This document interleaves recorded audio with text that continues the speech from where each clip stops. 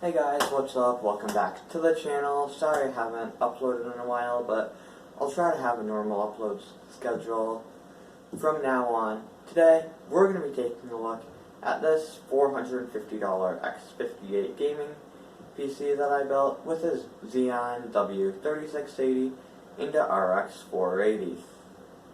Moving on to the parts, the case is the DIY PC Rainbow Flash G3. This case looks nice and has decent cable management.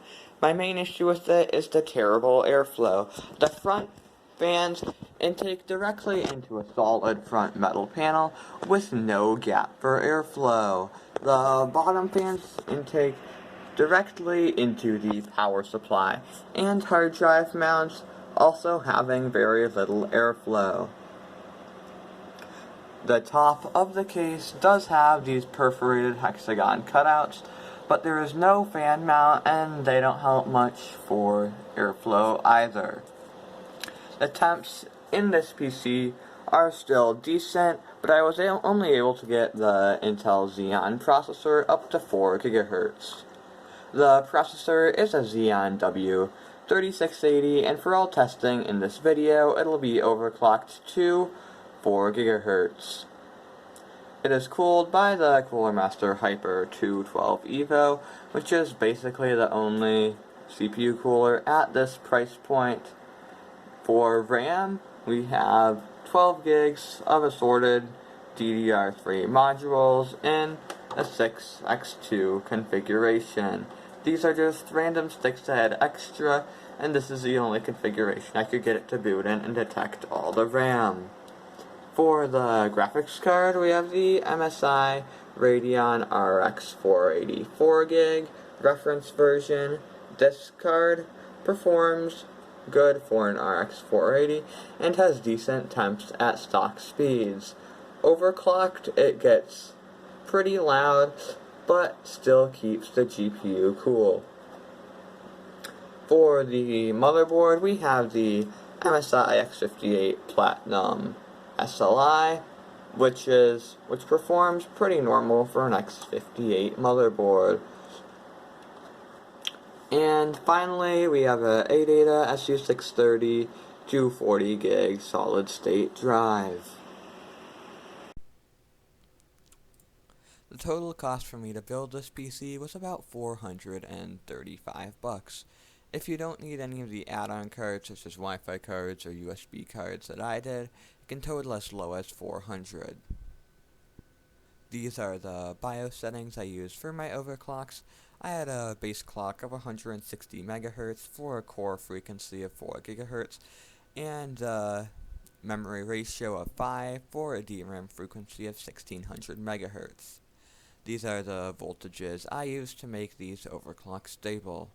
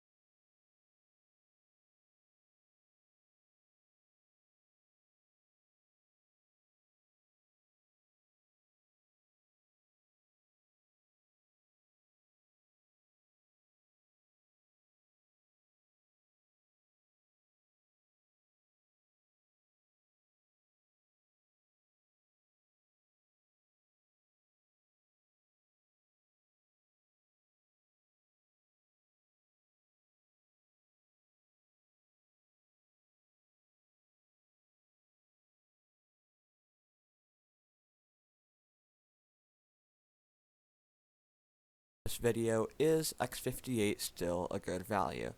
So right now, the main thing competing with x58 are these x79 boards from AliExpress that you can get for around $50 plus $20 shipping. These support x79 Xeon such as the E5-2690, which is an 8-core 16-thread CPU that has similar per-thread performance to a Xeon W3680 at 4 GHz. These boards also support DDR3 ECC RAM, which is cheaper than the non-ECC RAM that x58 requires. Thank you everyone for watching the video. If you enjoyed this video and want to see more content like this, please like and subscribe, and I'll see you in the next video.